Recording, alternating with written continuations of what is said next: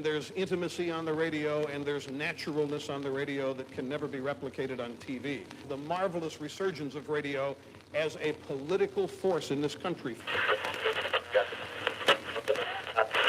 News-related radio programming is evolving. There's a huge hole in our dialogue that can be filled by the synthesis of traditional radio and the freedom that comes from a live podcast. You're about to experience Cowboy State Politics live. Here we go.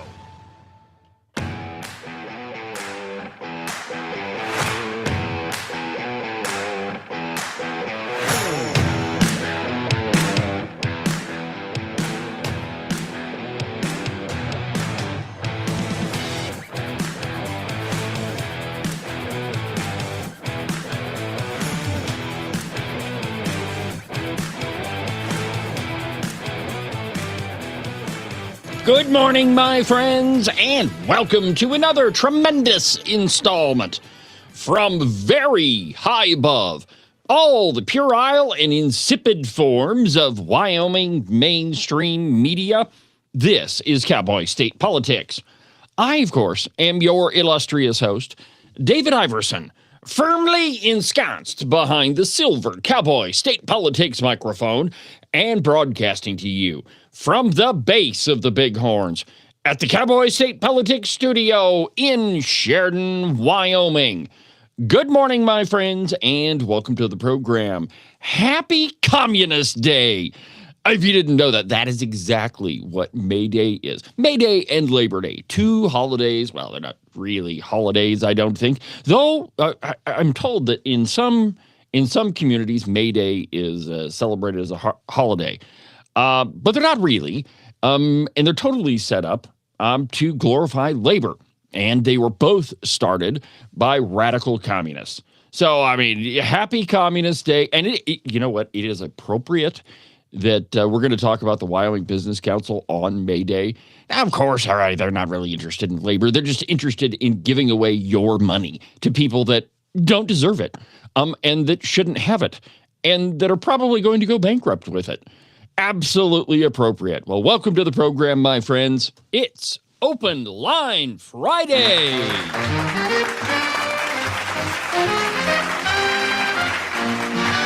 That's right, my friends. It is Open Line Friday on Cowboy State Politics. This is the day where we talk about whatever it is that you want to talk about. You see, normally during the week, you kind of have to, be on the same, at least in the same ballpark as me.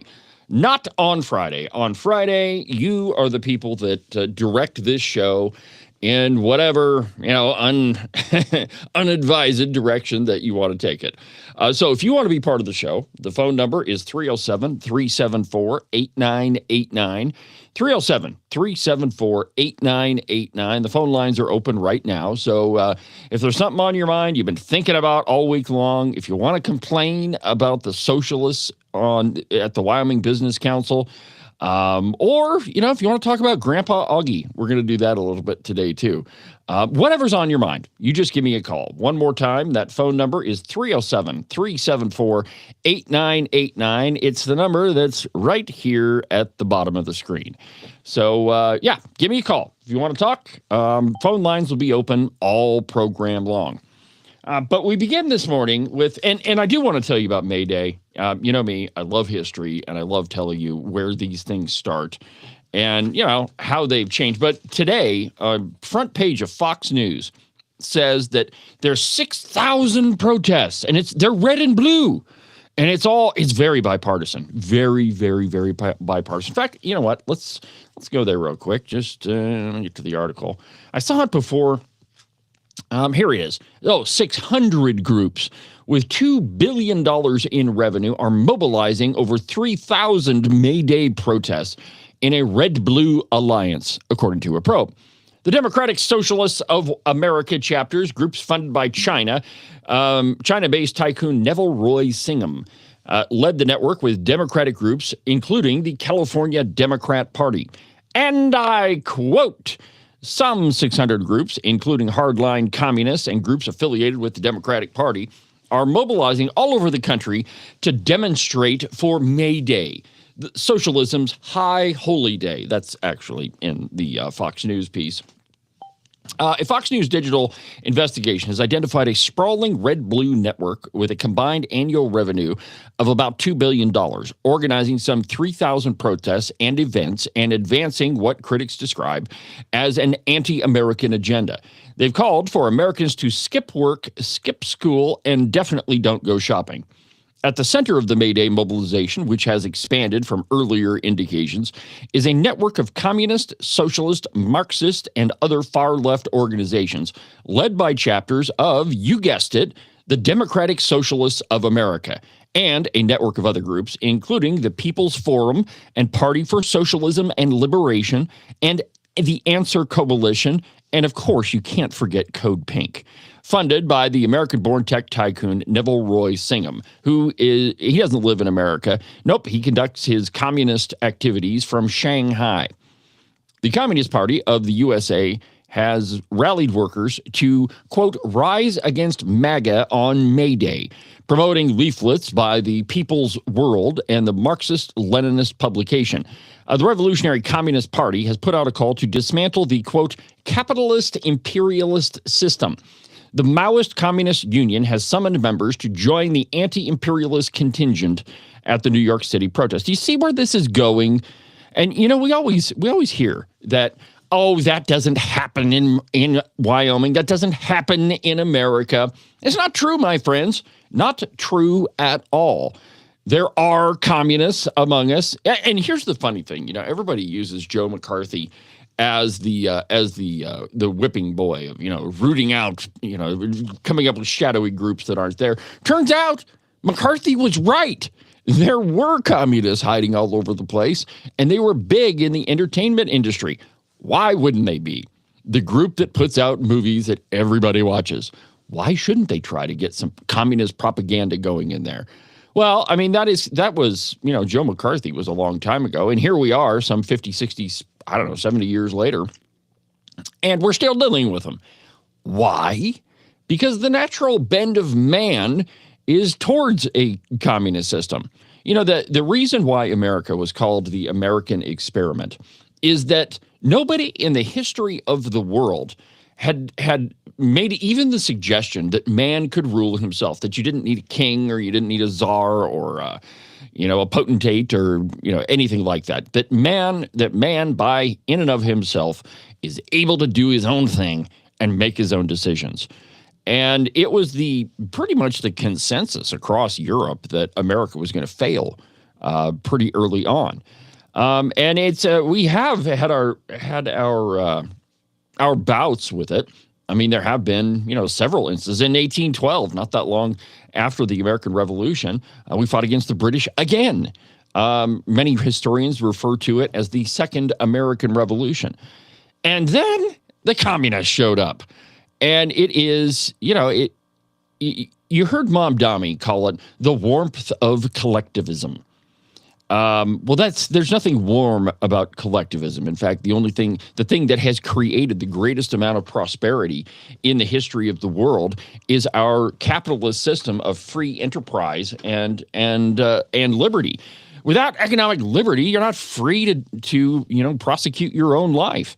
And it is that freedom that has created the greatest engine of liberty and capitalism that the world has ever seen. But, you know, there's communists all over the place trying to tear it down. And today, May Day is their high holy day, their summer solstice. I don't know if they, strip down and dance around the campfire naked or what it is that they do.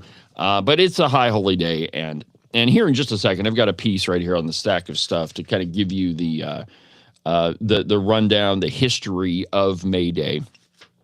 But I found this piece right before I came on the air this morning, and it's from the New York, it's actually written by the Federalist, but the title is, New York Times seriously says if affirmative action is illegal, so is enforcing immigration law. Now, this is the old gray lady, the self-proclaimed paper of record for the United States. But they're the ones now claiming that if you are unable to discriminate against people on the basis of race, then you're unable to enforce immigration law. And I quote from the Federalist, immigration sob stories are a dime a dozen at the New York Times. But an argument the paper made this week opposing immigration law enforcement is truly one for the history books. In earnest, the Times said that if it's unconstitutional for colleges and universities to racially discriminate in their in their admissions process, it should also be illegal for immigration authorities to detain suspected aliens based on obvious indicators of foreign nationality. In the video editorial, the Times said on Wednesday that the Supreme Court, quote, needs to address its contradictory rulings on the separate issues. Otherwise, millions of people will continue to live in fear of their own government. Using two different subjects who were detained by the Immigration and Customs Enforcement, ICE, or what the president wants to call NICE, I think that's great. Ban NICE. Wouldn't it be great? Let's see here. The paper said that authorities, quote, had no clear reason to approach these aliens other than, it seems, the color of their skin. This is, predictably as ever, untrue. One of the subjects, Juana Avila, or Juanita, depending on, who she's around, is literally a Guatemalan woman who, while permitted to reside in the U.S. legally, was apprehended while trying to retrieve the car of a suspected alien who had been taken into ICE custody. If an actual foreign national associated with an alien and whose professed first language is Spanish can't be reasonably suspected of also being in the country unlawfully, then there's no point to immigration law enforcement, which, by the way, is exactly what Democrats and the New York Times want. The Department of Homeland Security, which oversees ICE, said in a statement to the Federalist that Avila, quote, bit and attacked an agent during her stop. I don't know if that constitutes arrest or not. I mean, is biting a cop, assaulting him, is that in the statute book as something that would qualify you to be put in irons and thrown in the dungeon? I don't know. Seems like if you bite a cop, you're probably going to get arrested. Just me, though. Upon identifying Avila, law enforcement officers learned that she did indeed have legal status in the U.S., and she was released. But the New York Times is using Avila as the perfect case of why our immigration and customs enforcement is entirely off the rails. Because she was released, because she was a legal resident.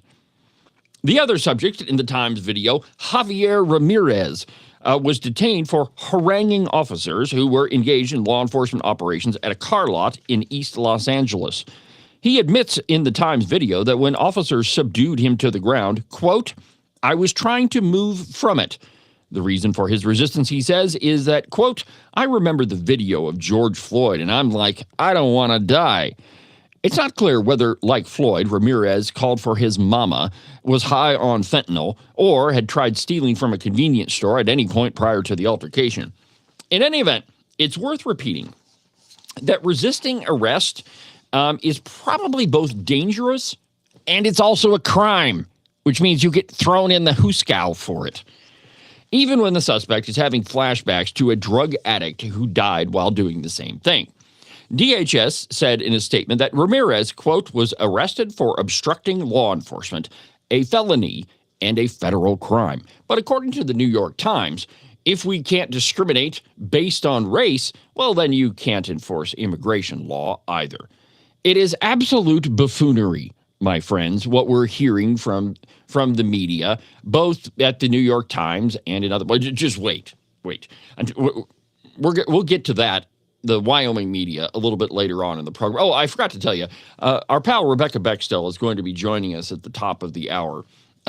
She's written a whopper of an open letter to old Augie, and so I figured we should probably have her come on the show and talk about it. It's great because, Ogden, man, why do you just give us so much material? If you could just tell the truth every once in a while, you would make things so much easier on yourself. But anyway, Rebecca's going to be on the show a little bit later.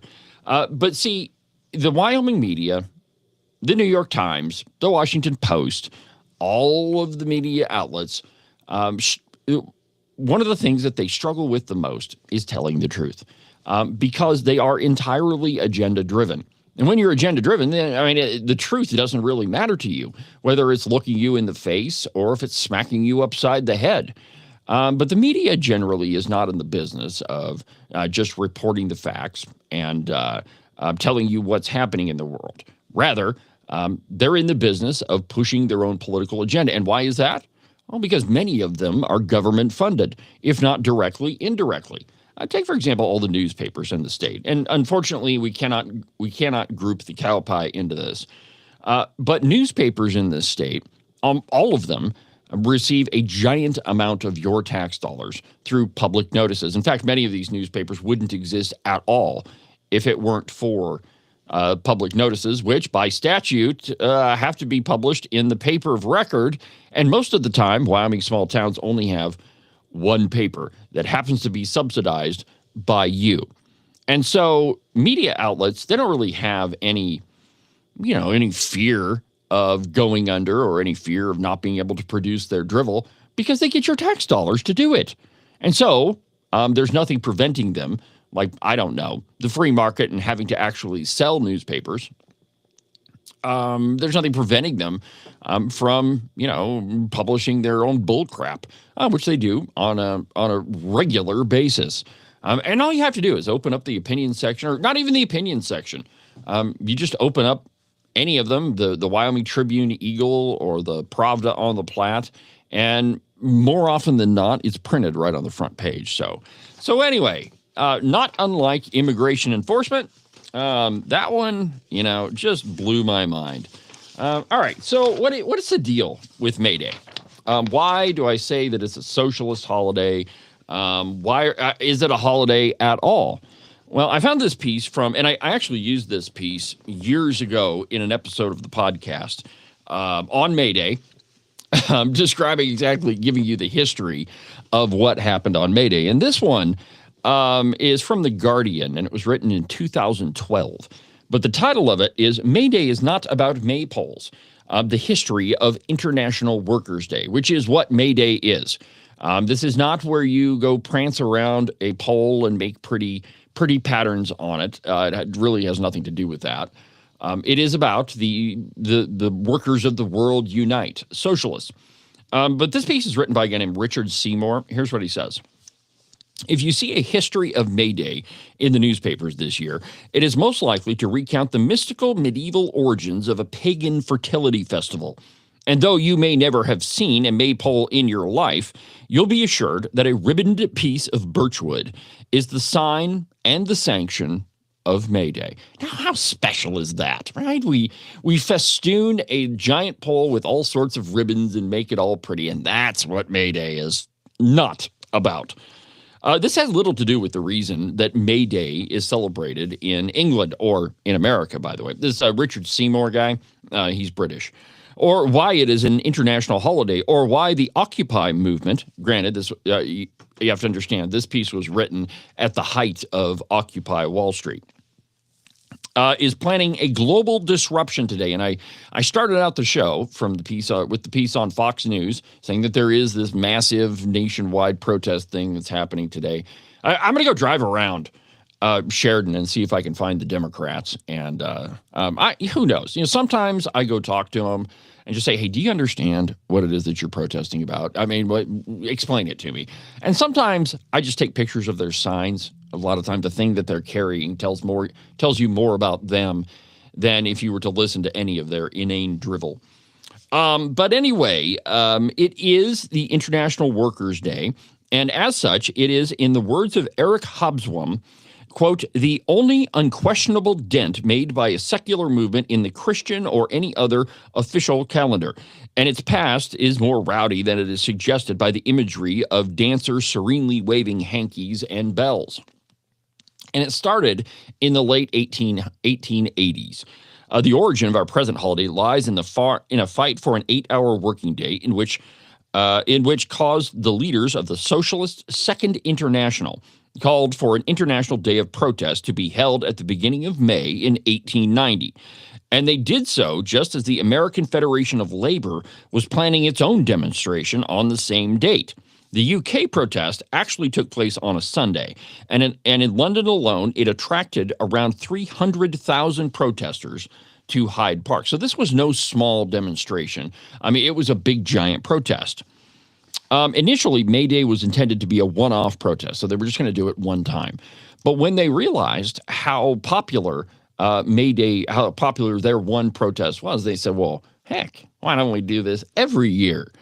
Why should we only push our communist socialist agenda one time?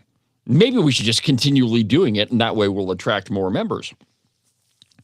Well, in some ways, quite a solemn affair May Day was, because, of course, they were protesting the 8-hour, trying to get an 8-hour workday and protesting terrible working conditions.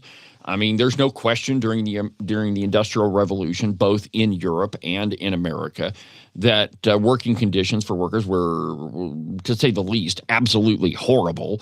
Nobody can argue that things were improved for workers, based on, in no small part to protests. But the origin of the protests and what they turned into are another matter entirely.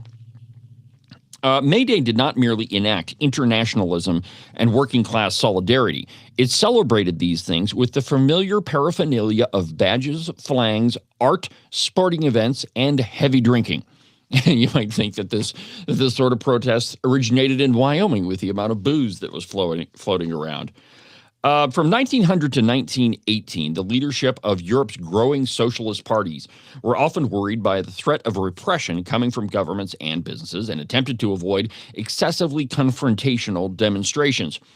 But such domesticating tendencies were counteracted by the severity of the social crisis sweeping Europe and the upheavals it produced. Now, remember, the time period we're talking about right now is right in the middle of the Industrial Revolution. There's no doubt that we needed something. Through 1918 to 1945, European governments alternately preferred repression or co-option of May Day after the First World War. The traditional parties of the right tended to prefer repression or the threat of repression. Of course, now remember, this guy's writing in Europe, so you have to kind of, figure out, swap the parties around, I guess is what I'm saying. And guess who first declared that May 1st, May Day, was the International Workers' Day or National Workers' Day? Well, of course, it was the Nazis. The Third Reich declared May 1st as National Workers' Day in 1933.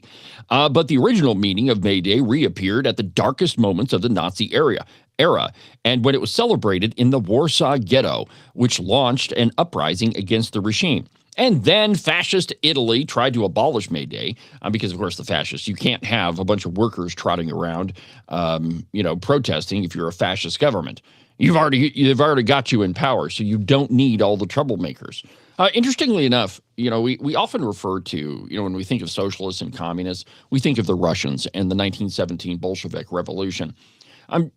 But the Bolshevik Revolution turned into, the Soviets were in power, right? So where's the disconnect between the Bolsheviks and the socialists? Well, the socialists or the Bolsheviks were the people on the streets, right? They were the workers. They were the ones that were getting everybody fired up. The Soviets were kind of the elites, like Lenin. Lenin was totally an elite. And when the revolution happened and the Soviets took power, what then did they do to the Bolsheviks? They got a bullet because they were no longer needed. Well, and that's the exact same thing that was happening in fascist Italy and in Nazi Germany. Let's see here. Now, fast forward to the 2000s, right around Y2K and into early 2012. May Day returned as a militant, if not convivial protest in the UK in 2000. You remember the giant protests that were in downtown London? The streets in London were full of people. Due to the convergence of a broad coalition of activists under the rubric of anti-capitalism. The combination of seriousness with playful exuberance was arguably in the best traditions of May Day, even if some statues were briefly derailed.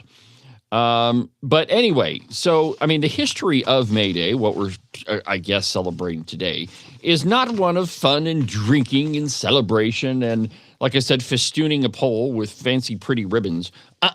The origins of May Day is that it is absolutely a socialist holiday. So let's go ahead and take a break, and when we come back, we'll continue on with the program. You know, I mean, it never fails. These holidays come along, and the good Lord provides me material, such as the Wyoming Business Council. That's coming after the break, but when we come back, we're going to talk about the national debt. Yay! Fun! Back in a minute.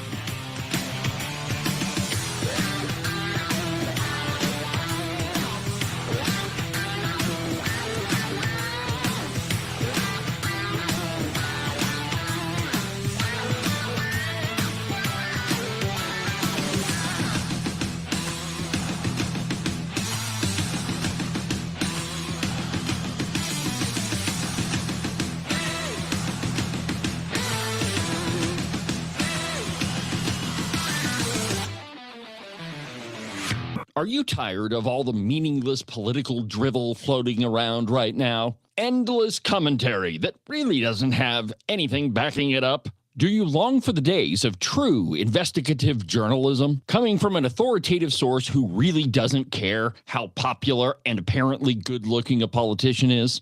Fortunately for you, that's what I do on Cowboy State Politics. New episodes are published every Monday, Wednesday, and Saturday, and you can get them anywhere that you get your podcasts. iHeartRadio, iTunes, TuneIn, really any of them will work. But the easiest way is just to go to the website, cowboystatepolitics.com. There, you can find all of the shows, as well as any of the articles I might bring up during the course of the program. Cowboy State Politics Live, the program you're listening to right now, is broadcast every Tuesday through Friday, beginning at 8 a.m. Pay attention to all of that other block-headed nonsense if you want. Just make sure that you don't miss an episode of Cowboy State Politics.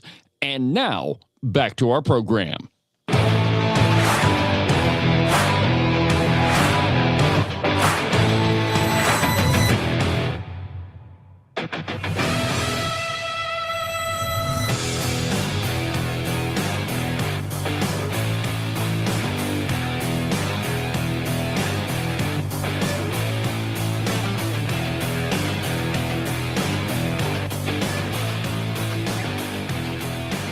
Welcome back to the program, Cowboy State Politics Live. It's Open Line Friday on the show. If you want to be part of the program, the phone number to reach me is 307-374-8989, 307-374-8989.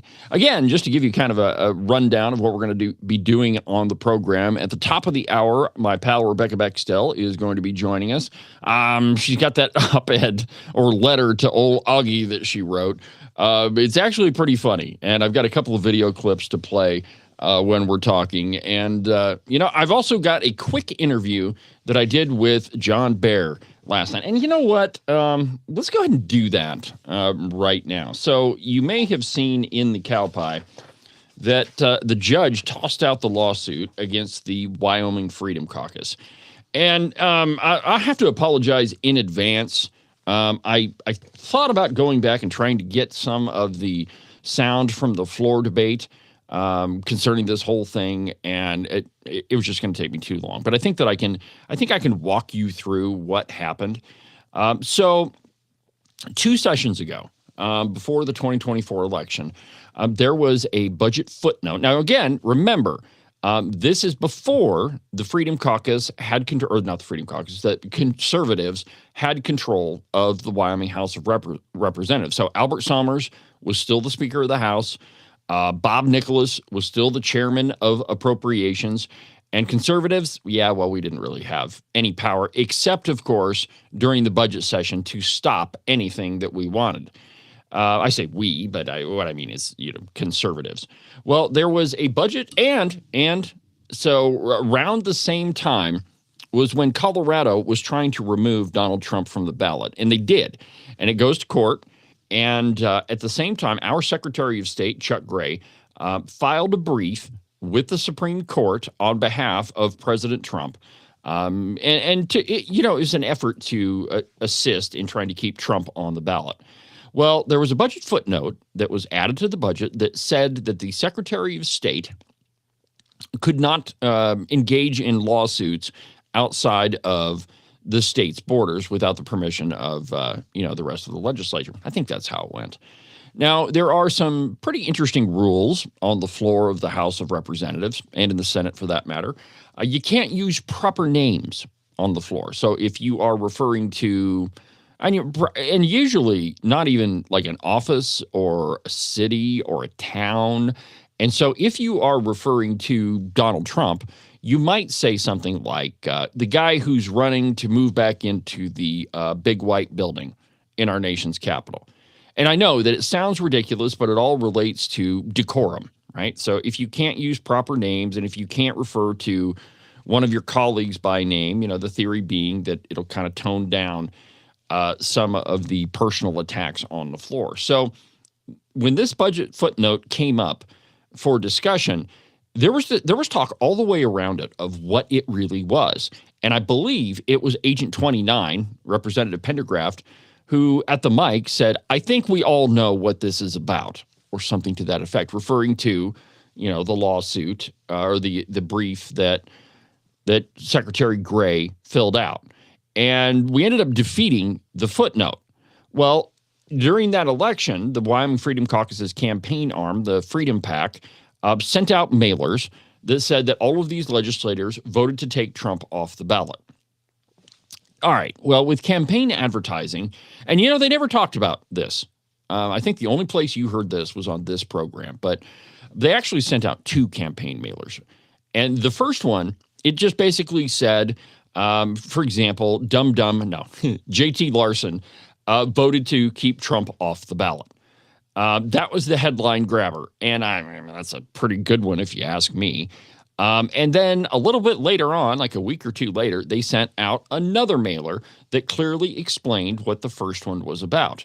Well, JT Larson and the mad leprechaun, Cody Wiley, sued the Freedom PAC for defamation, saying, well, they defamed me in their mailers. And that thing has been going on. Well, here it is, 2026. They filed the lawsuit, I think. Maybe the election was still going on, but it was still in 2024, so it was a long time ago. This thing's been going on for 2 years. Well, a judge just tossed the lawsuit out, and there is a piece in the Cowboy, in fact, it's probably near the top, that is entitled, Judge Rules Freedom Caucus PAC Mailers Didn't Defame Rock Springs Legislators. And I quote, a judge on Thursday dismissed the defamation case of 2 legislators against the campaign arm of the Wyoming Freedom Caucus. Quote, you can say pretty ludicrous stuff in politics, the judge said about negative mailers targeting the Rock Springs state representatives. The Wyoming Freedom PAC in 2024 sent out mailers about blah, blah, blah, everything I just told you about. Instead, Wiley and Larson had voted in favor of a budget amendment limiting the secretary. And see, here's the problem. This is what the Cowboy writes. Quote, no vote to keep Trump off the ballot had surfaced in the Wyoming legislature. That's not entirely true, Claire, because you have to go back and take everything into context. So the subject matter of that footnote absolutely was to prevent the Secretary of State from assisting to keep Trump on the ballot. And so, depending on how you look at it, yes, that's what that vote was about.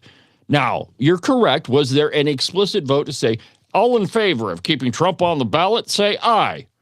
No, that vote didn't happen. The other one did, which if you take it into context, I think it's at the very least, there's a very good argument that that's what that vote was about.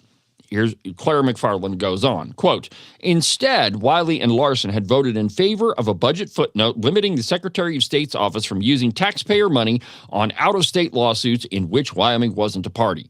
Secretary of State Chuck Gray had been filing amicus briefs in a Colorado case in support of keeping Trump on the ballot in that state. In the U.S. Supreme Court filing on the case, Gray's was among the 78 other amicus briefs on top of the appellant and the appellee's main arguments. Wiley and Larson sued the Wyoming Freedom PAC for defamation. And the judge threw it out yesterday. In this case, let's see here. Yeah, I'll just read this to you. In this case, two main people crafting the mailers, the Wyoming Freedom PAC Chair Kerry Drost and State Representative John Baer, truly believed that what they were writing. The judge concluded from the evidence, quote, I think that chain of causation they describe is, trying to find the right word for it, pretty ludicrous, said the judge, of a skewed characterization of Wiley and Larson's votes. And yet, in politics, given our First Amendment, you can say some pretty ridiculous stuff. The judge gave that speech after hearing oral arguments in which the Wyoming Freedom PAC attorney Stephen Klein of Washington, D.C. based Barr and Klein urged him to dismiss the case on First Amendment grounds. Wiley and Larson's attorney, formerly drag show Clark Stith, but is now Joe Hampton of Sweetwater County, had argued to let it go to trial instead. The judge said earlier in the argument that during the back and forth with Klein that the mailers seemed to be catastrophizing or extrapolating severe and unlikely consequences from the truth of what actually happened. And yet, drawing from the evidence, which includes messages by Baer and Kerry Drost, as well as their depositions, I don't think either of these people harbored any doubt about the truth of their statement, said the judge, because they were true. So last night, after the Joint Appropriations Committee finished their work for the day, I caught up with Chairman of the House Appropriations Committee, John Baer, who is also the former chairman of the Wyoming Freedom Caucus. And we just spoke for a couple of minutes, so I'm going to play you that quick interview, and you can get John's reaction to the judge's ruling. Here you go. Joining me this evening on the phone is Chairman of the House Appropriations Committee, John Baer. John, thanks for visiting with me this evening. You betcha. Thanks for letting me be on your show. Well, the reason I wanted to talk to you is just to get your reaction to the judge's order tossing out that lawsuit against the Wyoming Freedom Caucus today, or the Freedom Caucus's campaign arm, rather. Well, I'm certainly pleased to know that the First Amendment is alive and well in the state of Wyoming today, and this will definitely be a shot in the arm for those people who want to stand up for justice and righteousness and against the lawfare that the left wants to bring these days. But again, it just proves that lawfare is their lowest form of fighting our policies.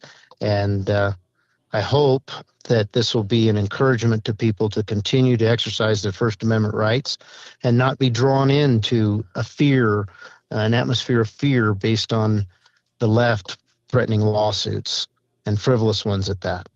And I think that's one of the most important points, that I know a lot of people that they just don't speak their mind because they're worried about getting sued.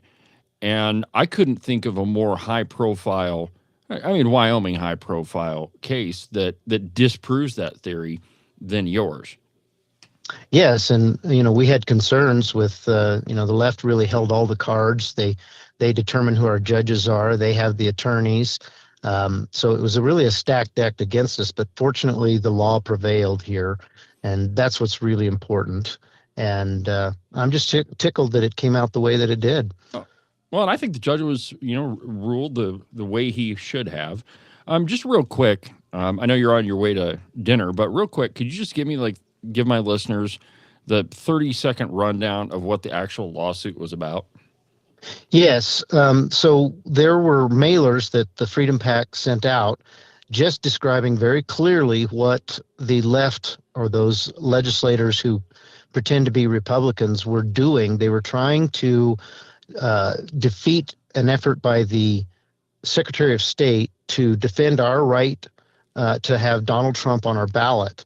This happened in Colorado, and our Secretary of State jumped on the lawsuit to keep Trump on the ballot in Colorado, and then they went after him for doing so, they being the prior Appropriations Committee, and they had an amendment on the budget that said that he couldn't do that anymore, and we tried to remove that. These people voted against that amendment to remove that so that our Secretary of State could defend our 3 electoral votes and ensure that we could have Donald Trump on our ballot, and that those 3 electoral votes would mean something because he was on all the ballots in all 50 states. Now, it's a very complicated thing that happened, and the left, the insiders, continue to try to hide and obfuscate their behaviors into these complicated things. And what the Freedom Caucus did is we just boiled it down to the bare necessities so that people could understand it. And that is that these people were voting to keep Trump off the ballot. And that's the bottom line. Yeah, well, and I remember the floor debate pretty clearly on that one.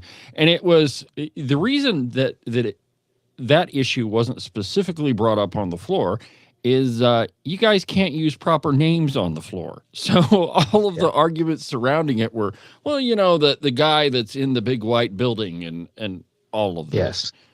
That stuff is so silly, and we need to change those rules, but we need more conservative legislators so we can get down to really doing the people's business. Well, and that's what you're doing. You guys are in Rollins right now, right? That's right. We just finished touring the prison, ate a meal there so we could determine what the quality of the food is for the prisoners, and trying to make good decisions for the people of Wyoming. I thought it was a fine meal, and they do it on a very strict budget. So I appreciate the effort put in by the Department of Corrections. All right. Well, I won't keep you any longer. I know you're on your way to relax after a long day with the Appropriations Committee, but we'll talk again on what you guys did with the Wyoming Business Council today. But thank you for taking a few minutes this evening, John. I really appreciate it. Thank you, David. All right. Have a good night. All right. There you have it. So Chairman John Baer's response to the lawsuit getting tossed. But he is exactly right, in my opinion. If you're a public figure, it doesn't really matter if you are an elected official or if you're in the media or you have somehow put yourself in the public square. The bar for defamation is really, really high. And you would have to prove that somebody knew what they were saying was wrong and that they had malicious intent behind it. Maybe it was to, prevent you from being elected or something. But you have to be able to show harm, too. There's no defamation if there's no result of it. It's just somebody exercising their First Amendment right. And so from the outset, the lawsuit, in my opinion, was doomed to failure. And if it's a complicated issue, it's one that, there's a lot of nuance to it. That's the word that the left always uses. There's a lot of nuance to this. So likely the lawsuit is not going to succeed because if it has to be explained to the judge and the jury why indeed this is defamation, then certainly that didn't translate to the public at large. You have to be able to show that indeed there was defamation there. So, for example, if you're one of these people that, I don't know, raises a lot of campaign cash for conservatives, and everybody on the other side is insinuating that you bribed a whole bunch of people, well, that indeed might be defamation because if there was no bribery there, they know what they're saying is not true, but they're still intentionally defaming you in an effort to reduce the ability of you to raise money. Now, we're going to talk to one of those people here coming up in just a second, our pal Rebecca. We didn't really have that on the agenda, but who knows? We might get that far. All right, so there's a pretty concerning story that you probably didn't, maybe you didn't see it, but it's from the Daily Caller, and the title of this thing is America's Debt Just Hit a Grim Milestone After Decades of Politicians Spending Worse Than Drunken Sailors. And I quote, the U.S. national debt exceeded the total amount of output from the entire economy as of March 31st, according to the Wall Street Journal on Thursday. The country's publicly held debt was $31.265 trillion, while the nation's gross domestic product, or the GDP, the total value of goods and services in the economy was $31.215 trillion. The ratio of GDP to debt was 100.2%, up from 99.5% in September of last year, according to the Wall Street Journal.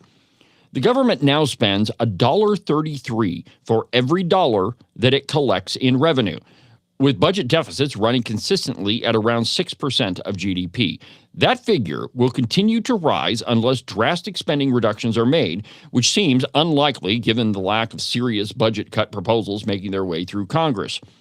Unfunded liabilities like Social Security and Medicare, will increase as baby boomers continue to retire, further straining the budget deficit. These mandatory spending programs account for approximately 50% of federal spending. Future unfunded liabilities could total, listen to this number, could total in upwards of $193 trillion, according to a March report from Open the Books. In 2027, the Congressional Budget Office projects that mandatory spending of Social Security, Medicare, and Medicaid, plus the interest on the debt, will permanently exceed federal tax revenue, according to the study by the Boyd Institute. That means every dollar of discretionary spending on programs ranging from defense to research to federal agencies will be completely financed using borrowed money. Okay, so the term borrowed, we should talk about that for just a little bit. It leads you to believe that the entirety of the debt is owned by somebody else, right? The U.S. government went to a country, say, like China, and said, hey, we need about $20 trillion. Can you loan it to us? Well, it's not as simple as that. The vast majority of the federal debt is held by you and me. So I'm sure just about everybody listening to this show knows that there is no Social Security trust fund. There's no one bank account where all of the Social Security money goes in. It just comes out of the general fund. But lawmakers for years have borrowed against the Social Security Trust Fund, which is really not a trust fund at all. They moved it all the way over to the general budget. And so now, what was the result of that? You say, I'm going to pass this bill, and we're going to build, I don't know, we're going to start this program, but we need money, so we're going to borrow it from the Social Security Trust Fund, which doesn't really exist, but we're going to write an IOU. It's like that scene off of Dumb and Dumber when he opens up the briefcase and all the money is gone because they've spent it all, and the only thing in there is a bunch of IOUs, and he says, oh, here's one for $270,000. This one's worth something. You better keep that. But that's exactly what it is. There's no bank account there for them to actually withdraw money out of. So what they do is they print the money. Okay, now again, the word print is a little bit misleading as well because there's nobody at the Treasury that's pushing a button and then the printing presses start whirling up and out comes the dollar bills. It's not exactly how that happens. It's all ones and zeros. And so what they do is they just move over in this side of the ledger, which says public debt. They put down how much money they need, and then on the other side of the ledger, they say this program takes this money, but really what it does is it all comes out of the general fund. Okay, so it's no different than you having your main checking account and you claiming that there is, I don't know, that there's the motorcycle fund. Well, all of that money is still in the same account. It's just you're claiming that it's different. And the only difference between what you do and what the federal government does is you can't print money. The federal government can. And so most of that debt, most of the $31 trillion that we are now in debt, is owed to the American people. And it's owed through the printing of money, which, again, causes inflation. Now, how does inflation play into this? Well, inflation, by definition, is having too many dollars chasing too few of goods. And so just like you, when you borrow money to, buy something, maybe a new pickup or a motorcycle or maybe you buy a house. Well, you get money from the bank. The bank buys the motorcycle for you, and then you make payments. Well, those payments account for a certain percentage of your total income. Okay, so maybe before your paycheck, I don't even know, we'll just use round numbers. So before your paycheck was $1,000 a month, well, your motorcycle payment's $300, so now the money you're taking in is $700 a month because you have to spend the other $300 on this motorcycle. And so when the government prints money, it means, and I know this gets a little bit confusing, but there's more dollar bills floating around, which means that the dollar bill you have in your pocket is worth less. So how do governments account for that? Well, you do that through interest rates. The idea being you print money on the front end for whatever pet project you have, and then you jack up interest rates on the back end. And when that money comes back through payments of interest, and we're talking about interest payments by banks, not by you and me. The interest you pay to a bank is the profit that the bank is making.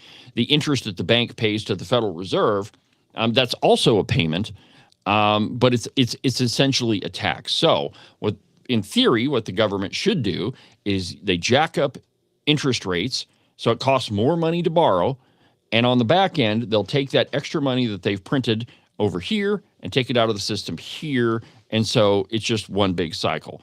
But we haven't been doing that. In fact, we've printed $31.215 trillion, and we're not taking the money out of the system, which effectively means that the amount of money that you have in your bank account loses value just about every year. And in the past 4 years, I guess now it's 6, but through the Joe Biden presidency, most economists said that your savings account lost about 15% of its value. All right, so what happens? What does it mean if the debt eclipses the GDP? Well, think about it in terms of your own finances. When you owe more money than you bring in, what happens? You're broke. And the bank comes around and starts repossessing things because you can't make the payments, because you just don't have enough money coming in to make the payments on the other end. You know, I would love to have a brand new pickup, for example. Pickups cost, I don't know, a nice one probably cost you $80, $90, $100,000. But I don't make enough money to make the payments on a $100,000 vehicle. And if I went and bought one, I would be paying out more money every month than I would be bringing in. I would be officially bankrupt, and then the bank would come take the new pickup. That's how it works in our world. That is not necessarily how it works in the government's world. When the government doesn't have enough cash on hand to pay the bills, they just push the old print button. And that's all they have to do. But it's all on your back. So what happens then? You know, there are governments that we owe a crap load of money to. Again, most of our debt is owned by the American public, but some of it is owned by other governments. And when they're not getting paid because we have more money going out than we have coming in, what's going to happen? They're going to call in the note, and they're going to demand to get paid. And when we don't have the cash to do it, we'll have to figure out a way to make that happen. One of the things that America has a lot of that other countries do not is land. We have a lot of land in America, and it's way more than all of the countries of Europe, not counting Russia, but all the countries of Europe combined. So somehow, when that debt comes due, it's going to have to be paid. And therein lies the big danger, the second big danger, of having a gigantic debt that you're not paying on. That when the government goes bankrupt, eventually that debt's going to come due. And it's happened. You can look, there's a lot of different countries where that happened. Germany, after World War I and World War II. By the way, they finally paid off the entire debt of World War I in 2013. World War I happened in, 1917, 1918. But it took them almost 100 years to pay off that debt. So that's the situation that we're in. Until our legislators have a serious come-to-Jesus moment and figure out that they can't just continually spend, we're going to further imperil our national standing, which I know is a very broad statement. But what that means to you is that your money is going to become worth less because the government is going to continue to print money, meaning that the amount of cash, whatever cash you have in your bank account, will buy less. The buying power of your money goes down. And therein lies the problem, because it doesn't matter how much money you make, you're still going to have to pay out the same amount. And when it's worth less, that means your payments are going to go up, the interest rates are going to go up, and you can see it. So, all right, so let's go ahead and take our second break. And when we come back in a few minutes, we'll be talking to Rebecca Bextel, my business partner with the Open Range Record and the author of a new letter to old Augie. Back in a minute.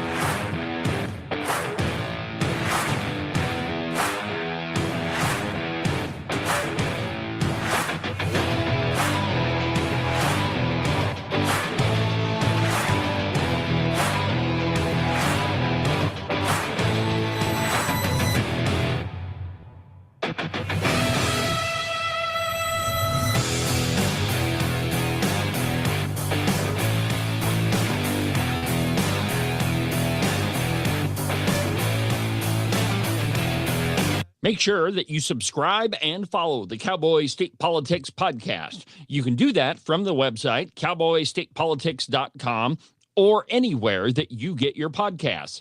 That way, you'll make sure that you won't miss a single episode of Cowboy State Politics. Hunting season. Right about now, you're off with all of your pals, stalking the big gigantic elk or buck mule deer that you've been thinking about all summer long. And your lovely wife is at home, probably enjoying her time without you. But soon, my friend, all of that is going to come to a screeching halt. And I want you to think about just one little thing. She's able to park her car inside the garage because all of your hunting crap is with you right now. Now, if you'd like the marital bliss to continue, I suggest you make a call to Marcos and Jesse at Morton Buildings. Their phone number is 307-674-2532. They can build you a garage or a barn or any other type of metal structure for you to store all of your toys in so that your wife can continue parking inside the garage. And you can avoid sleeping on the couch for the next month or two. Call Morton Buildings. Their phone number is 307-674-2532. Get them to build you a metal building before it's too late.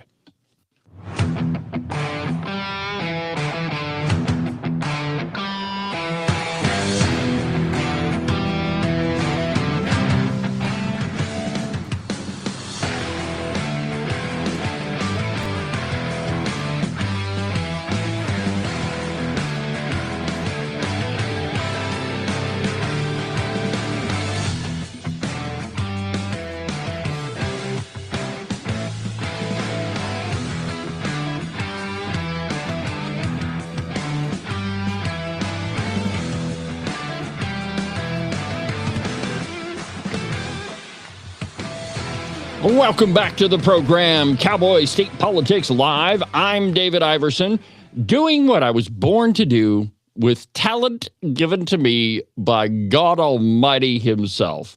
Welcome back to the program, my friends. I really appreciate you spending your mornings with me.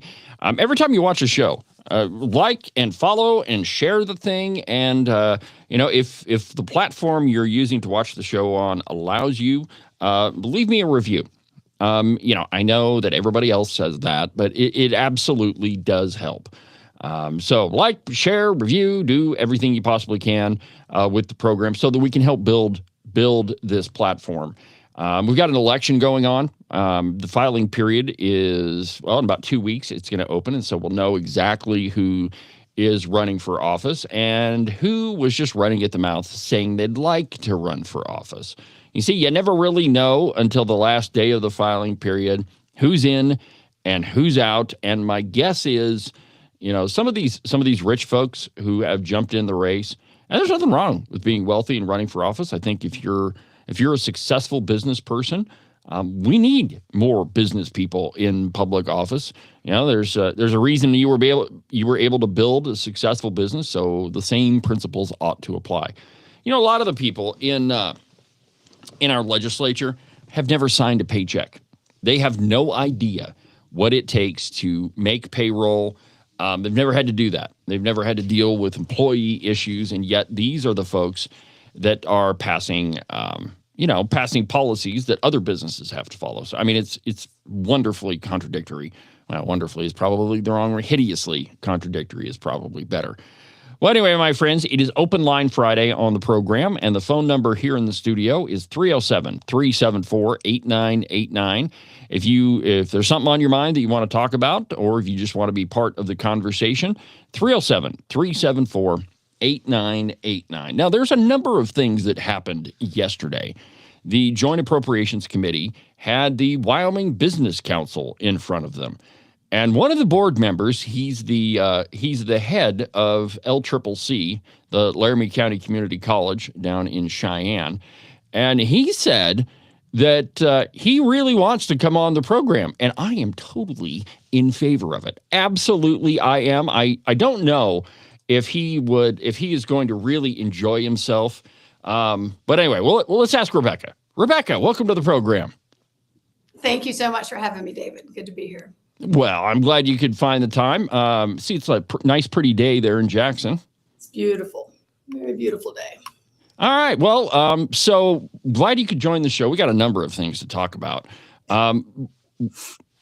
Where I got interrupted is I was talking about the Wyoming Business Council in front of, oh, by the way, first we should introduce you. Rebecca is my business partner with the Open Range Records. She's been a long time sponsor of Cowboy state politics, and we decided we may as well go into business together. So we did.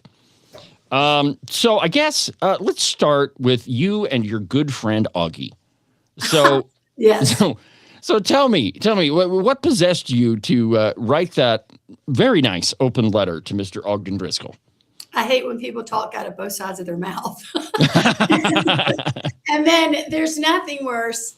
You know, you can be self-serving, you can be a number of things, but where I grew up in Alabama, the worst thing you can do is do something yourself and accuse others of doing it, you know? Hypocrisy. Yeah, I can't stand stuff like that. And so as I'm sitting here, I felt like the lies just kept piling up, like that whole theatrical conversation he supposedly had with Speaker Nyman. That never happened. He kept saying I was hosting a fundraiser. No offense, Mr. Driskill, I don't need to do that. And so he kept going, and I finally just called him out. And I've been looking at this land swap deal for a long time. And I also, a lot of people have contacted me. Okay, hold on just a second. Okay. So there may be some people watching the program this morning that are not aware of this whole land swap deal. So why don't you give us the quick and dirty details of that one? And we do have actual details. I appreciate all of the people that were on there asking about more information. One of my friends down in Albany County was asking on our site, and I'll be calling you, girl. But basically what happened is, you know, Ogden has been in office since 2011, and he makes a big thing out of he's got to run again. He's got to protect the people. He's got to do things for others. But when you look at his service, he's done a whole hell of a lot for his own self. And so Yes. I started looking at this land swap, and I'm going to come up there to Crook County. I'm going to lay eyes on this, the swap. But anyway, basically in 2017, on his third try, he got this land swap to go through. He basically traded 80 acres of pristine Devil's Tower lands for around 100 acres of sagebrush and trees. And I've talked to a lot of locals. Or the other way around, actually. He traded the crappy sagebrush for 108, Devil's Tower. for the 80s Devil's Tower. And you can see some trees in the picture, but I understand that this is the only trees that, you know, there's hardly any trees. That's all that you can see right there in the picture. And then I also heard, and David, we're talking about millions of dollars for this conservation easement. Okay. Don't hear me say 1 or 2 million, folks. And I'm going to we've got somebody working on that. I don't want to, disclose any of that till we get that number pinned down. But there were some other shenanigans, for example, state-funded roads that went to his property that people don't understand why the state was paying for it. And then I've heard of a lot from the COVID money that he got. Yeah. And, you know, I'm not holding it against people that took COVID money. Now, Jonathan and I, when that first hit, and I'm a little bit of a doomsday prepper, I'm always stockpiling food and medicine and stuff. But, you know, when COVID hit, I think we took like one paycheck relief, and then we instantly paid it back. And I know we were the only people to pay it back because they didn't know how to process the payment. But other than like a $1,200 that we immediately paid back, we never took a penny. We just took a hit. But I know, you know, I don't hold it. I just want to say publicly, I don't hold it against people taking COVID money to keep afloat, because COVID had nothing to do with any of us around here. Now, we needed a stronger governor to protect us. We had some other things that were going on. But it seems like with Augie, he really had his fingers in the pot. And I just hate the way he talks about all of his successful businesses and all of this stuff. And I think a lot of that's on the backs of hardworking Wyomingites, I'll be honest. Well, certainly. I mean, there's been some self-enrichment going on there. And you know what? I've got your article or your letter to him pulled up, and I'm just going to full screen it so everybody can see it. And I want to show the pictures of what he traded and what he got. So hold on just a second. All right. So here is a very nice picture of you. So here's the letter that Rebecca wrote to Ogden Driskill. And there's a lot of stuff in here. You know, during his interview on the Cow Pie, he talked a lot about campaign fundraising. Well, here's a $1,500 donation, which is the same amount of the ones he was criticizing. Mm-hmm. And notice there's no recipient on there. Weird. And notice that it's right before the session started. Yep.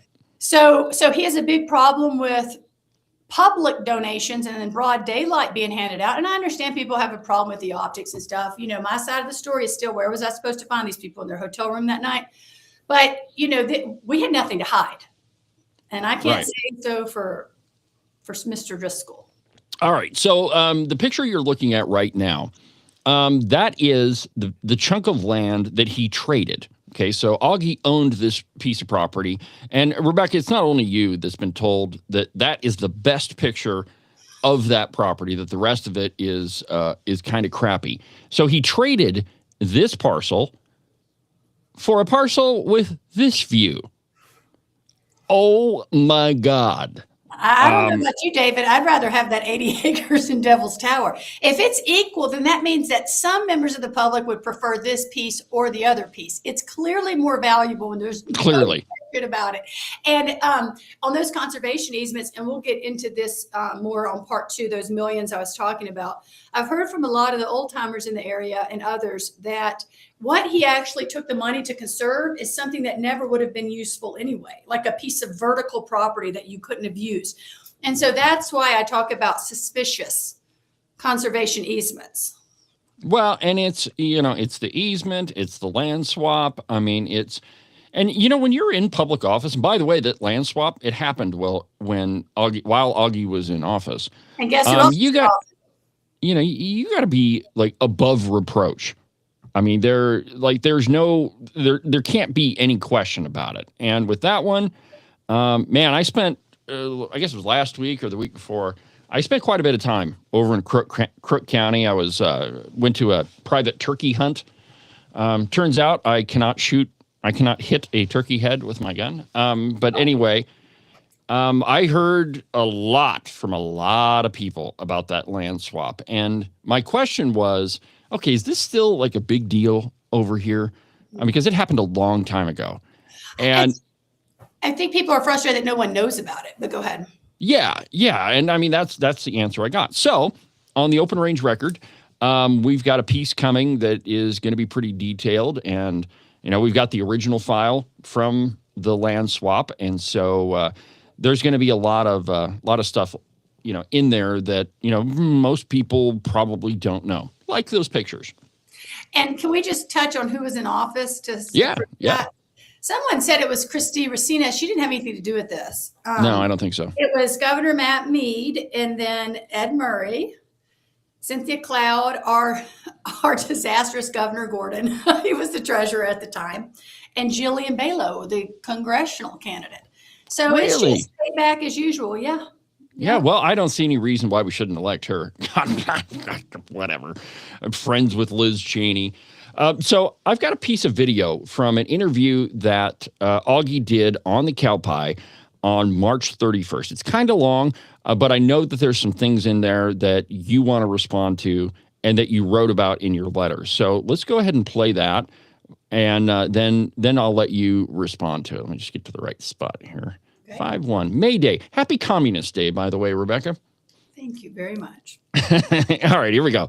Here's Augie. Got, you know, once again, Abby will tell you she's not Freedom Caucus, but votes their block's easy to tell. The top tier, all their people voted together over 95% of the time. It's not very hard to tell when you vote 95% top to the bottom, you're Freedom Caucus. And so they want to bring that style of government to the Senate. And that's why the people in my district and across the state have said, time out.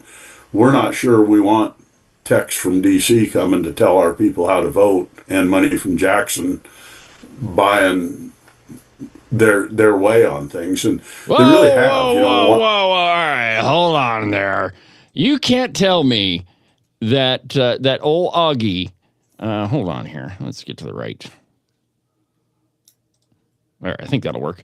Yeah, so you can't tell me that old Augie isn't referring to the B word, bribery. We can't have people from Jackson buying their way. What do you have to say about that one, Rebecca? It's just amazing. I think hire these legislators and they think of their own selves, because I don't think there's one, even Ogden himself, that can be bought off for $1,500. He looks like he's more interested in millions of dollars. But it's insane to suggest that someone as wealthy as Don Garasso was trying to buy somebody off for $1,500. It's like dropping a penny on the floor for the rest of us, less than that. And then he goes and talks on the other side of his mouth and says he takes money from, quote, just about anybody. Yeah, let's go ahead and listen to that. Yeah, okay. I've got that. It's just talking out both sides of his mouth again. Big money's entered Wyoming politics now, and we got the billionaires giving money. And the truth is, my first Senate campaign was run on $7,000, and these campaigns today they're going to be $100,000 campaigns. And it reminds me of Washington, D.C. Please explain to me how someone like me is going to run for a deal that pays you $20,000 a year that you spend $100,000 to go get it, and you lose money while you have it. And so it tests your service, and it tests the donor deal, because everyone throws rocks at whoever gives the money on it. And the truth is, I've always kind of had a policy. I take money from about anybody. If you think you can buy me for $1,500, I'll pull my checkbook out and write a check tomorrow to my competitor and say, if you're going to vote for my way for $1,500, I'll buy your vote. The truth is, campaigns are expensive, and lots of people give you money that you might not align with, that think that you're going to make good decisions overall, even though you don't agree eye to eye with them on things. And I've got numbers of people supporting me that way, that, the truth. Yeah, whatever, Augie. So he'll take money from just about anybody. But it's a problem if somebody that's wealthy from Jackson wants to support a candidate. They're just buying votes. I mean, how disingenuous could you possibly be? Well, I think his real problem is a lot of these conservatives here in Jackson, we don't have any local candidates we can write checks to. They're all horrible around here. And so we are going to make sure, Mr. Driskill, that you never see another day in office. Well, I mean, he needs to he's got a big campground to run. I'm sure this legislative business takes up a lot of his time. We're just helping him out. He's so busy, so important. Well, now, here's another question from one of our viewers. And the question is, well, it's not really phrased as a question, but we'll take it that way. Let's talk about Americans for Prosperity's dark money. There was a mailer that went out about a month ago from Americans for Prosperity with old Augie's picture on it. Now, who runs Americans for Prosperity? I'm pretty sure it's not Wyoming money. Is it Tyler Lindholm? Well, yeah, he's the state director, but the bulk of that cash comes from a national organization that was started by the Koch brothers. It is not. I'm sure there are some people in Wyoming that give money to it, but the bulk of it is not coming from Wyoming. It's hypocrisy. And David, if I can touch on something else, that's just go ahead. Hypocrisy. I was listening to your show after I dropped the kids off this morning. My boy Troy Bray. Okay, I love that guy, and I'm looking at all this Facebook stuff from WyoFile, and they're saying he said we got to start hanging these judges.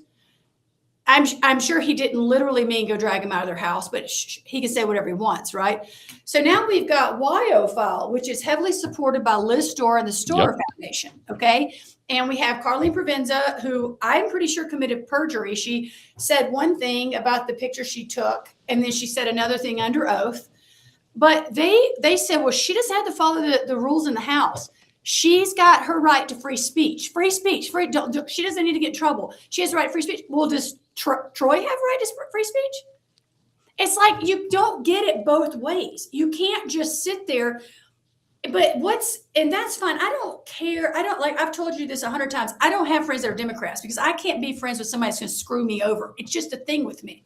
But the problem we have among Republicans is we constantly are attacking each other. Look at that YFL article and look who's going after one of the most conservative, behind the scenes, hardworking guys, Troy Bray, going after him. What is wrong with these people? This is what I said in my chairman run, that we have to understand that there are Republicans who don't want to see Republicans succeed. They want to pile on and hurt Republicans that are making a difference. Well, and it all goes back to the something that came up at the legislative panel you and I attended on Monday. I mean, Liz Storr went to great lengths to explain why it's important for Democrats to cross over and vote. And the reason why you have some of these Republicans that are attacking conservatives is they're not really Republicans. And so the name of the game is elect the most liberal person to office. And, you know, your Democrat pals that actually do get elected, well, then they can help. But it's really a fascinating thing that if you claim to be a Republican, you can act like a Democrat and still claim that, oh, no, I'm a conservative, which is exactly what Augie does all the time. And I hate to say this, and everybody knows I'm a serious Republican, but it's time to stop trusting the word Republican as much. We need to look at the merit and the voting record of the person. You know, here in Teton County, just like a lot of other places around Wyoming, we'll have some guy that runs as a Democrat, can't get elected, then switches over to the Republican Party. You know, we have $170,000 in our checking account. Now, all those people resigned after I got stabbed in the back by my local Teton County GOP. So we don't have any, well, we have no more money coming in, so that'll run out. But Whoopsie. they're all disgusted. But, you know, they'll come over and run as a county commissioner as Republican now because we can write them a check for $20,000. And then they still lose. But then they'll say, I'm a Republican. No, you're not. Nothing about the planks of the Republican platform do you stand with. I mean, you're just putting an R by your name like Lee Filer, you know, or Ogden Driskill, frankly. So, well, you know what, I mean, and it all goes back to, in my mind, it all goes back to individual people doing something. You know, our government was never set up to have an idle populace. And the truth is that just about everybody, there's something you can do in a campaign. And the way I usually put it, Rebecca, is, all right, you know, maybe you're not the person to run for office, but you can go knock on doors for somebody else and, you know, talk to your neighbors about how great your candidate is. But maybe you're terrified of people. Okay, so perhaps you can watch the kids for somebody else to go knock on doors. Or maybe you don't even like kids, right. So, but you make a heck of a cherry pie. Okay, make a cherry pie for the next fundraiser. Or maybe you don't even want to do that, and you can donate $10 to the candidate of your choice. The truth is that we have become so used to sitting back and not doing anything and assuming that everything's going to be okay. And the result is we get a legislature that up until recently was solidly purple, if not blue. Well, and this reminds me back of Frank Etherhorn. The one thing we can say about him is he moved, or two things. He moved the Republican Party back towards conservative values, and he activated the grassroots. Yes. I don't see that anymore. You know, and I'm not trying to knock Chairman Miller, but one of his things was he was going to get the youth involved. If I had been the chairman in this last state convention, I'd have rolled in with a car full of high school kids and college kids to be the pages. It's like, where's the grassroots? Where's the youth involvement? We have got to start working smarter, not harder. We cannot rely on the old way of doing things. I know it when you stayed at my house this week, and a couple of the other lovely ladies that came down, we were talking strategy. But I just ask that everybody put your thinking cap on, because it's time to get really strategic in this next election. We cannot rely on people that just simply say, Republican, come vote for me. Okay, well, that kind of feeds into, you know, what you and I decided to do. You and I both know that one of the biggest problems in Wyoming politics is the media. You know, the media outlet, the Pravda on the Platte, the Tribune Eagle, the Cowpie, the Cowboy State Daily, all of them are very left-leaning. And you can read, I already tossed it, but the article about the lawsuit, which I want to get to with you in just a second. You read that thing, and essentially it's written to lead you to believe that, well, the Freedom Caucus was really lying, but the judge threw out the lawsuit anyway.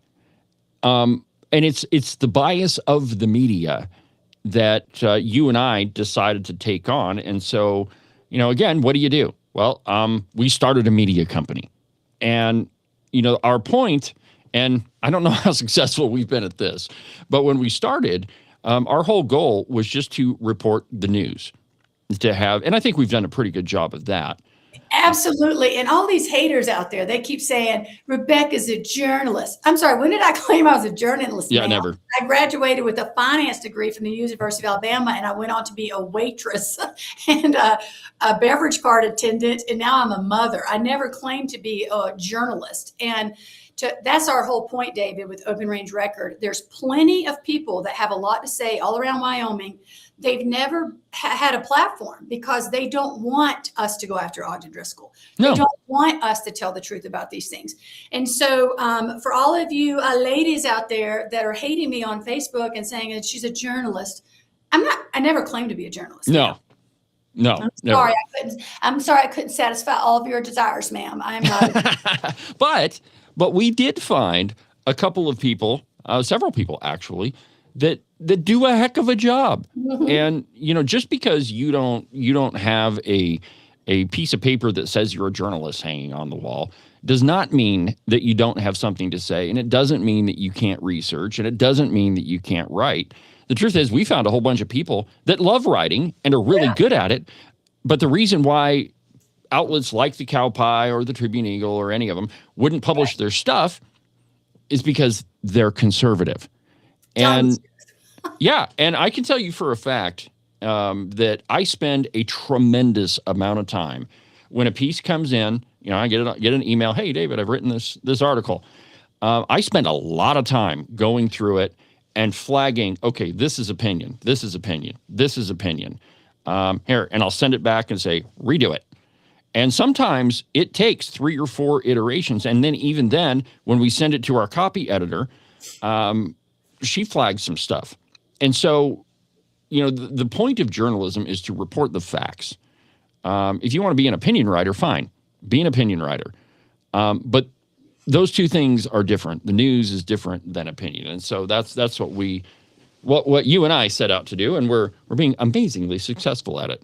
David, may I jump in on something real quick? Yeah. I did a whole email out to Teton County yesterday. I'm going to put it on Eyes on Wyoming. By the way, Eyes on Wyoming is alerting the state's attention to our Senate leadership and their dismal record this election cycle. We've got some billboards coming out Monday that are going to be a lot of fun. They're fun. Look for those. Coming up here Monday. So the Jackson Hole Rodeo, my friend Blair Moss and I, she started Honor Wyoming when we lost miserably trying to save our fairgrounds from a low-income housing scam. But the fairgrounds, I've been saying it for years, it's over. We're not going to have any more of a Jackson Hole Rodeo this summer is the last summer that they're under contract. By December of this year, the town and county are the only encumbrances on the fairground, and they're going to turn it into housing. Now, I have a tape of Liz Storr, which I've started calling Wanda. She looks to me like Damon Wayans off of In Living Color with that It's hilarious. bobblehead of hers. But anyway, lion mouth of hers. But she, went around saying, nothing's happening with the fairgrounds. We appreciate the fairgrounds. We love the fairgrounds.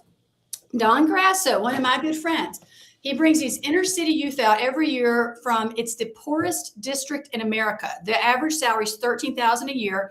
It's basically all black kids. One year, the 6 of these football players took over my basement. But he brings out all these kids, and every year he's always trying to get rodeo tickets. He's like, how can it be this hard to get 10 rodeo tickets? And I'll say, because of the scalpers. So then Don said, well, I'll put up a few $100,000. I'll pay for all the stands. Let's just put in new stands, double it. They won't even talk to him about it. Okay, so here's a private citizen willing to just say, send me a bill. Let's double the seating at the rodeo grounds. And what's going on is we have all of these scalpers. They buy the tickets for $55 and then they turn around and sell them for $300. So we've got a twofold issue here. We have scalpers. The town won't lift a finger to stop it. So the average person can't even afford to go to our rodeo. And now the rodeo, this is the last year that we are going to have a Jackson Hole Rodeo. I know it sounds crazy, but that is what's coming, folks. Check out SaveTheRodeoGrounds.com, please, and sign the petition if you feel inclined. Yeah, that whole thing, you and I actually did a pretty, what I would consider a pretty solid investigation into it. And we found that even though they're publicly saying, oh, we're not going to do anything with the fairgrounds. Don't worry about it. It's not going anywhere. Senator Kangaroo Mike Giroux went to the SLIB board, or he did. State Lands Board, with Luther Probst, who is Liz Storr's husband. Wanda, right. Yep. married to Wanda, and they told the state lands board, we're not going to do anything with the fairgrounds. No, don't you worry your pretty little head. It is not going to happen. And then you and I find a letter that Luther Probst wrote that absolutely says they're trying to move the fairgrounds. So, this whole thing is, it is Democrat government run amok. They don't care about our Western heritage. They don't care about the way of life here in Jackson Hole for so many families, 4-H, Future Farmers of America, all of that. They don't care. Here's what they want. How cheap housing that you pay for on government land for whoever lands here from California. But it's not even cheap housing, Rebecca. You proved that. Yeah. It's not even for low-income people. We've got. Yeah, exactly right.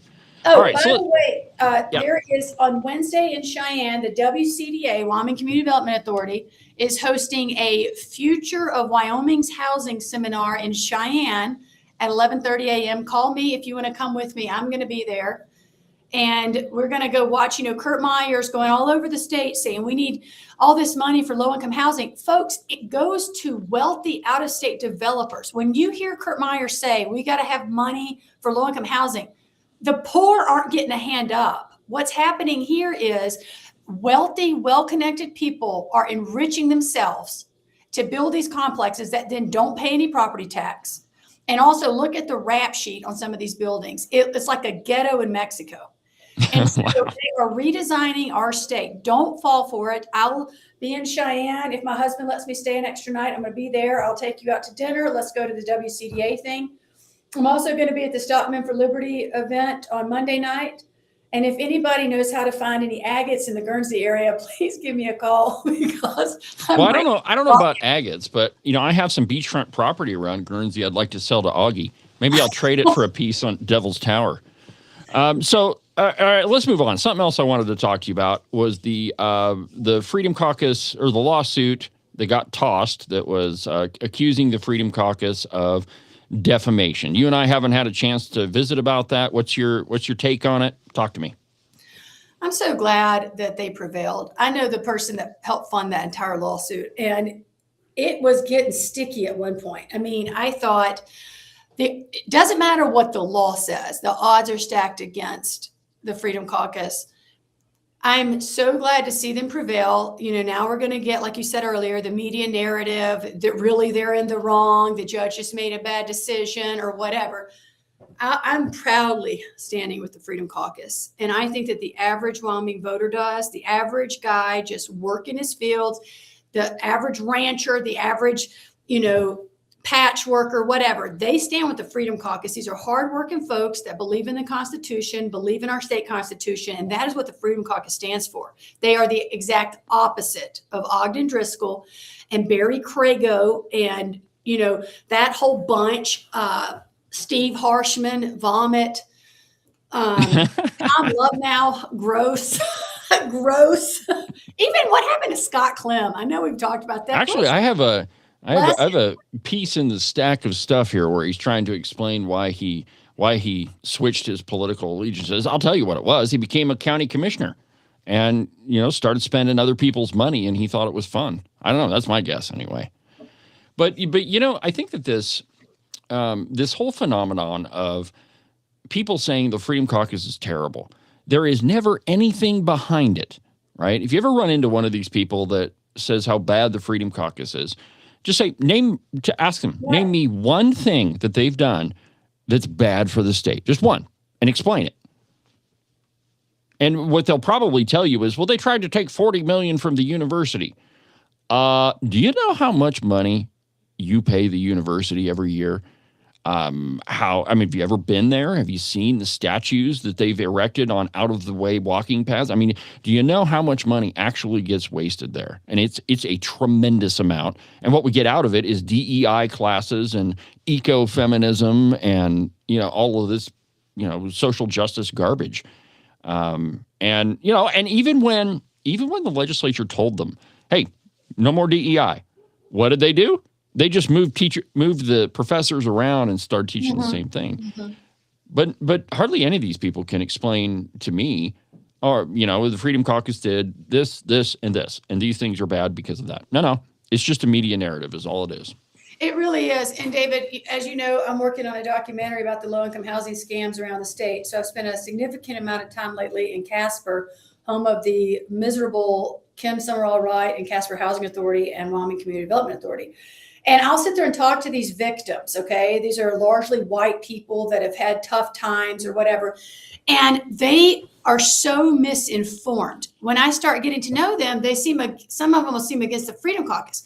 Well, then when I start asking them why, it's like they don't even really know. And then I'll point out, well, you just said, you're tired of people moving in and pushing you out. Well, who do you think's bringing in all these housing complexes? Who do you think's redesigning your town? Who do you think's bringing in lower paying workers for your jobs? And they'll sit there and it's like they don't even know. So I think some of these people that are going against the Freedom Caucus, it's largely the Democrats that just get on Facebook and they don't have any jobs. So they're just sitting on Facebook all day. And then it's people that are just misinformed, or they've got one little talking point, and once you kind of get to know them and pin them down, they don't even know what they're talking about. So I think that's a good thing that Open Range Records can do, is just, share the truth about what's going on. Well, and that's what we're doing. Another topic that you and I haven't talked about are data centers. There's a lot of them that are being built. A lot of them in Cheyenne. I'm all for new businesses moving to the state, but I think that it has to be a right fit. If you're putting in a huge data center that requires a tremendous amount of water, maybe we need to talk about that. What's your take on it? Well, there's some more hypocrisy, because I'm against data centers. I'm against, they were just saying here that Jackson Lake's going to be the mud flats, and people say, oh, I can't believe that. We're not going to have any water in the lake to get out there on our boat. And I'll say, well, the farmers need it. They're trying to hold on to their land. They need the water to grow food. Well, but I've got a boat slip up there. I mean, these people, it's like, quit being so selfish for a second. These people are trying to hold on to their farmland, and you want water so you can go get on a boat. I mean, come on. It's your third home in Jackson this summer. Come on. But I do think there's some hypocrisy there, again, by the media. I held an event for Megan Degenfelder and Chuck Gray, and I didn't let the media attend. We read about it for weeks around here. Yeah, long then time. Governor Gordon, our governor, I'm a nobody. I'm a private citizen. Governor Gordon hosts an event at the Four Seasons with all these techies and data center people, and the press wasn't allowed to attend. And you don't even hear anything about it. What kind of deals were made? Was it a deal similar to the one Governor Gordon, as treasurer, gave Ogden Driskill on the land swap? I don't know. Seems probably a little bit fishy to me. All right, well, we need to take a quick break. And when we come back, we'll continue with my pal, Rebecca Bextel. Back in a minute.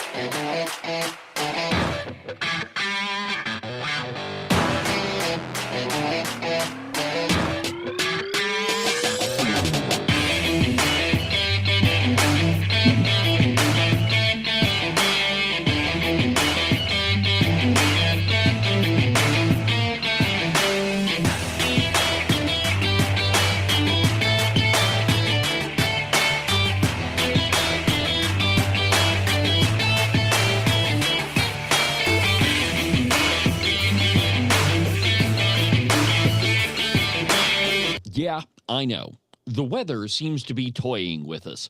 60 one day, 42 the next, and pretty soon, my friends, those 6s and 4s are going to turn into 3s and 2s. Though we all want to avoid it, that white stuff is coming, my friends, and you will be shoveling the walk in it. It's cold, it's unpleasant, and nobody likes to do it. But you could make it just a little bit more comfortable and prevent your feet from turning into a giant block of ice. In fact, you could keep them nice and warm and toasty, and your toes will never even know that they're outside. The rest of you may be frozen solid, but at least your feet won't be. To make all this happen, you just need a pair of socks from the Buffalo Wool Company. They are the finest socks that I've ever put on my feet. To get you a pair, go to their website, thebuffalowoolco.com. Trust me, you won't be disappointed. Are you one of those guys that listen to the president just a little bit too closely, and now you're tired of winning? Are you getting the feeling that there's been way too many good things happening in our country, and you just can't take it anymore?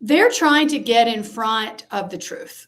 They're trying to deflect or detract from what they've done.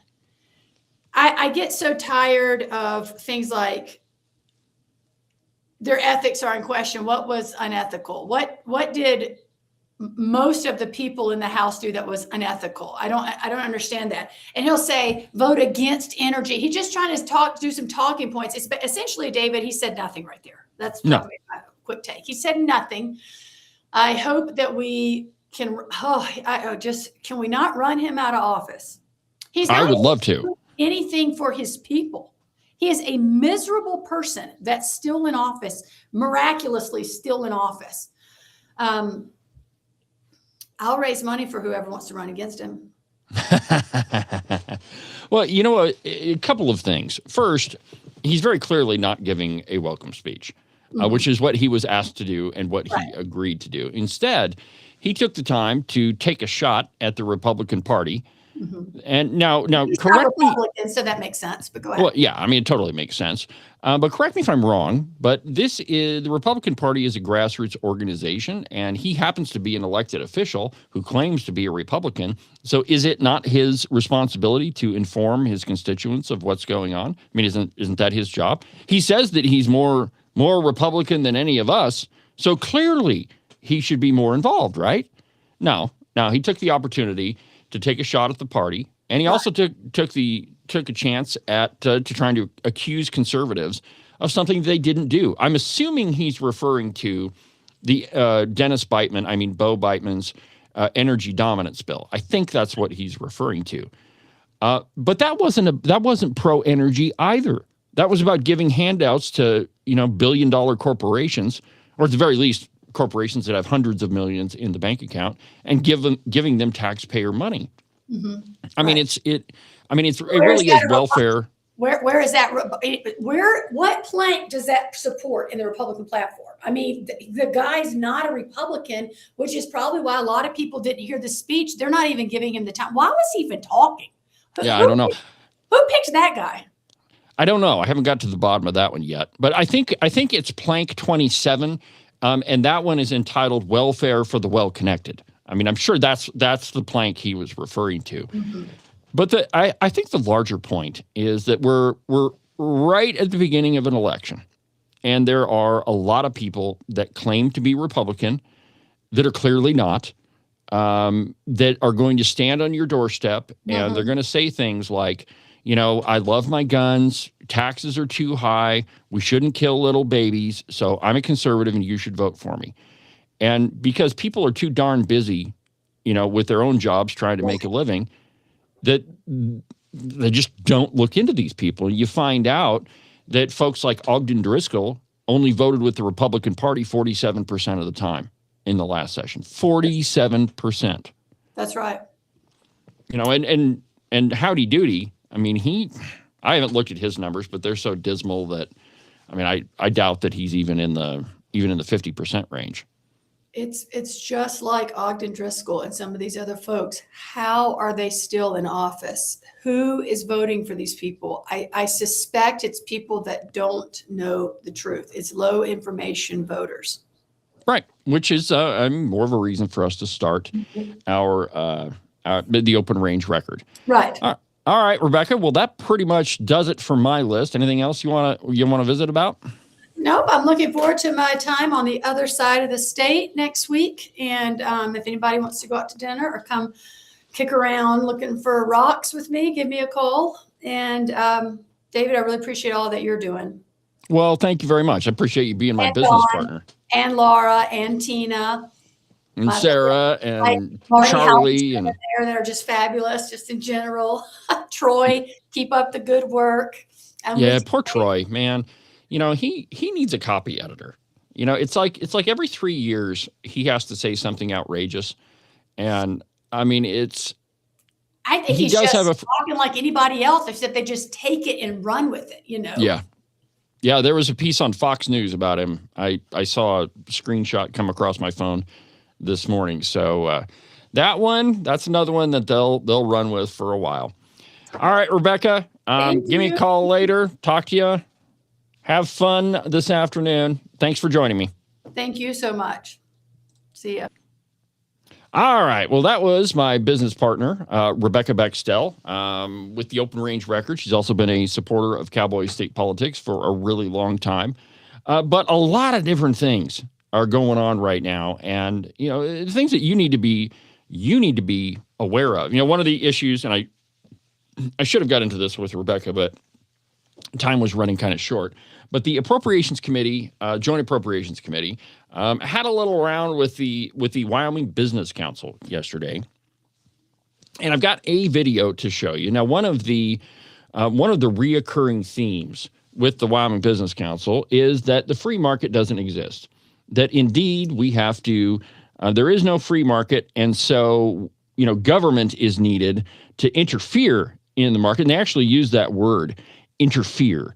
So that everybody can compete, and it is so disingenuous. So, for example, Josh Durrell, the CEO of the Wyoming Business Council, he once said this: that it's his job to create an economic system. Listen to this. I believe it's our job to give opportunities to those people that want to stay in Wyoming, but don't see a future. Now, I don't believe it's our job to give them that. Let me restate that. I believe it's our job to develop a system, an economic system, that will allow for those people to reach their potential here. So just think about what he's saying for a minute. That it's his job to create an economic system. Now, correct me if I'm wrong, ladies and gentlemen, but we already have one of those. It's called free market capitalism.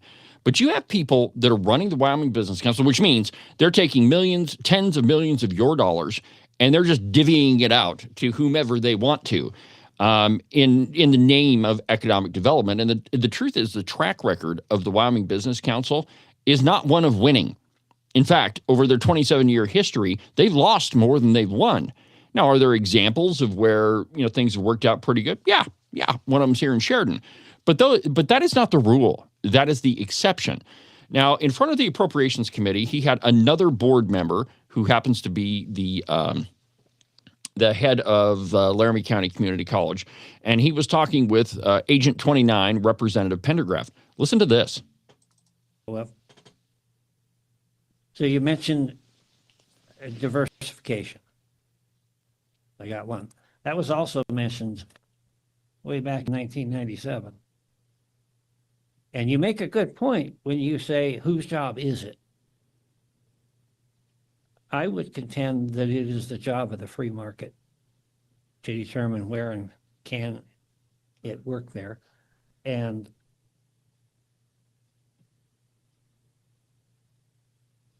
it's the function, or it is the entity that can move at the speed of business, because it really is business. And so I still haven't heard any vision there, but it did bring a question to me. I've heard from Mr. Durrell earlier that he does not believe the free market still exists, except in theory. And I would ask you, sir, does the free market still exist? Thank you. Dr. Shaver. Yeah, Mr. Chairman, Representative Pendergraft, appreciate that question. I would argue that it does not. Markets in and of themselves are human constructs. It's a human construct. Fallible. Humans have a diversity of values and beliefs and structures. And over the generations of really our great nation, we have seen a mixed market emerged based in many ways on free market principles. But at the end of the day, free market principles. I am not aware of, and I would love to know where truly a free, unregulated market exists that doesn't have things such as child labor laws, monopoly laws, investments in workforce and education, other things that ultimately create or enhance a market. I can't take him anymore. So my hope. All right, so he's conflating a couple of things. This is a board member of the Wyoming Business Council saying, well, first, the free market doesn't exist. If you have regulations, any sort of regulation, child labor laws, any of that, that means that the free market doesn't exist. I am shocked that he claims to have a PhD. Here is the problem in his argument. Now, I will grant that is there any laissez-faire economics? Is there any laissez-faire free market system? That's Adam Smith's conception, the free hand of the market, completely unregulated. No, you can't have that. You have to have some regulation. Child labor laws, health and safety laws, you have to have those. You have to have the minimal amount of regulations possible. But the question Pendergraft was asking is, should government be interfering in the market, picking winners and losers? That is the question he was asking. And what the venerable president of this college is talking about is it just doesn't exist anymore. We have to have government. It's not true at all. Aside from regulations, government should stay the heck out of business. You don't give money to a business to prop it up. You should allow it to rise and fall on its own. Now, he says that the free market is a human construct and, really doesn't really exist. It's fallible and it has values. Okay. Actually, it's not. Okay. So is it humans that participate in the free market? Yes. Is the term free market, is that a human construct? Sure. Okay. But what Pendergraft is arguing is that business ought to operate free from the encumbrances of government as much as possible. And so you have business A and business B competing against each other. And whichever one provides the better product, that business will rise and the other one will fall. Government doesn't need to be involved in that. And to that extent, yes, the free market exists. Why is it that you can go to one gun store in Sheridan and see a firearm for one price, and you can go to the other side of town to the other gun store and you see it at a better price? Why is that? It's because the one gun store has decided that their profit margin needs to be a little bit higher, and so they're going to up the price on their firearm, while the other one says, you know what, we can still make money and sell it at a cheaper price and sell more of them. Allow those companies to operate. Stay the heck out of business. Your government's only job is not to provide loans, not to provide, lower than market rent for a business. That is not your job at all. Your job is to make sure taxes are low and to make regulations as least as encumbering as possible. That's the only job of government. And that guy and by the way, I want him on this program. We're going to have a fantastic debate about Adam Smith's idea of how the free market should operate. And the truth is, my friends, that capitalism always works. Capitalism is the reason we have the largest economy in the history of the world. It is the reason we have the freest nation in the world. It is the reason we have the most powerful nation in the world, because government stayed the heck out of private business. There is no argument for government to get involved, to monkey with the free market, to interfere in the free market, which is the words that Josh Durrell and Dr. Schaefer used, to interfere in the market. That's not government's place, nor is it the job of the Wyoming Business Council.